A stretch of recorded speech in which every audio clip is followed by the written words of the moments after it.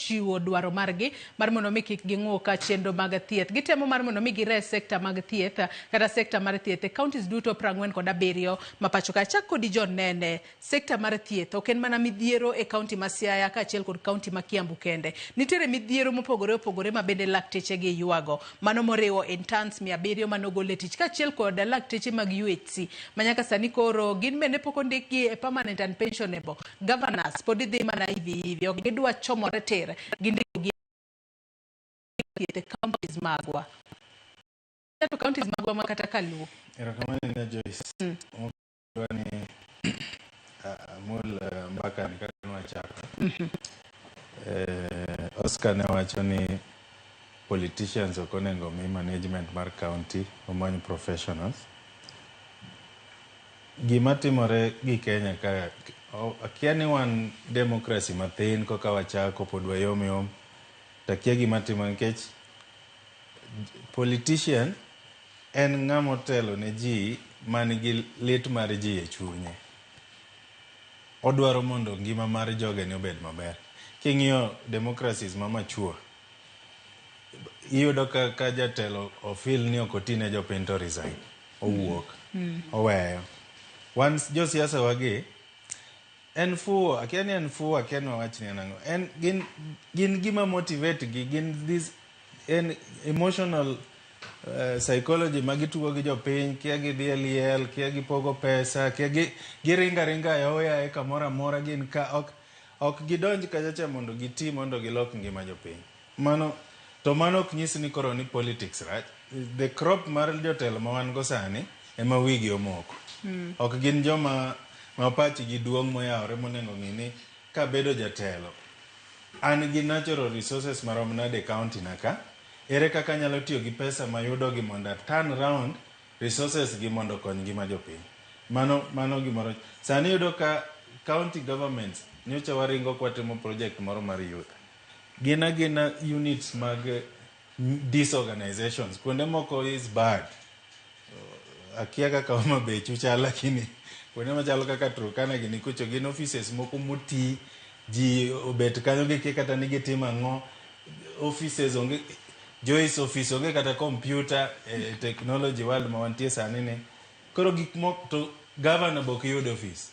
En liel, kia oringo dhi kure, kia gigo deal, jok moko ma miela, yani en mila madhi mbele round, ok nyis ni politicians ok onego manage. Crop mar leadership gi gima motivate ng'ato mondo bed jatelo ema sani pok olokore. Hope ni wan kaka young generation kwa donje telo Oscar to walok gini mondo jotelo bed jok moko ma responsive man gi ngima ji at heart. Mar ariyo, ok wanyal golo private sector. The world ringo gi competition.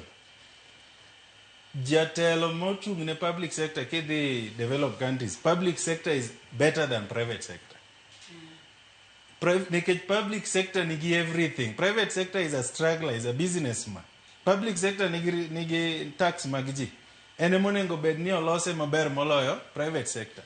Lakini nekech gima motivate ng'ato mondo be jatelo Kenya ka en kwalo pesa mar public. En mibadhi mar yuayo pesa mosegol cha mondo soyo fuko ne. Koro yudo ka institutions mag sirikal obedo starved, gionge resources. To resources no se wuok, ma osesom budget, to ng'ato kao pesa no kan.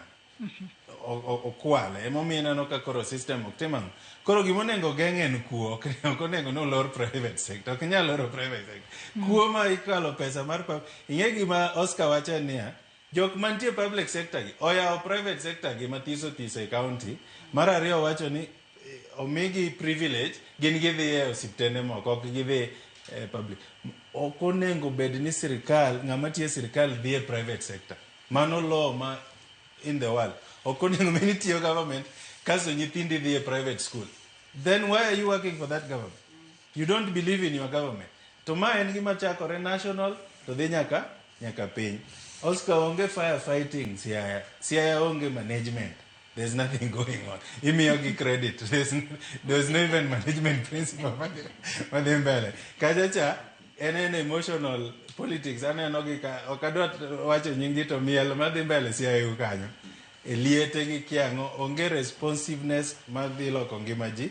Koro Joyce, kane Uhuru ochako Agenda 4, kidhi kata e YouTube to Google Kenya health policy, we have, I think, one of the best health policies in the world.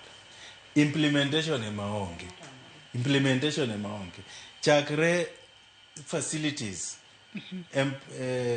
people, services. Ng'ama winjo be ni nyayo chenro mar implementation, miwacho ni implementation ema onge. Donge jotelo gi. Ing'e gima watimo marach kabisa makata yie gi Oscar. En ni finance okonengo bede lwet ja politician.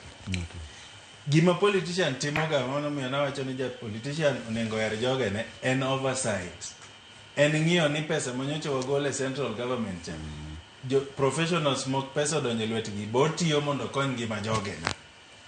Obed jaber ma ja MCA politician matin en gi grube modwani mondo ngima gi otimre nade olokre. Obed MP en gi joge ne nyaka ochope national level. Walak jomohero joge gi. Koro pesa cha kosebiro en mana mismanage of finance. Gima kethore Kenya ka en mana pesa. Jatelo moro amora moyier dwa mewo, ok odwa konyo jopiny. En obiro kacha cha pesa donje di ikawe nang'o. Kembni ne en gi kembni kanya par madwa ywago pesa no, odhi e fuke. Ere kaka service delivery dibet? Ere kaka idhi gero osiptende? Ere kaka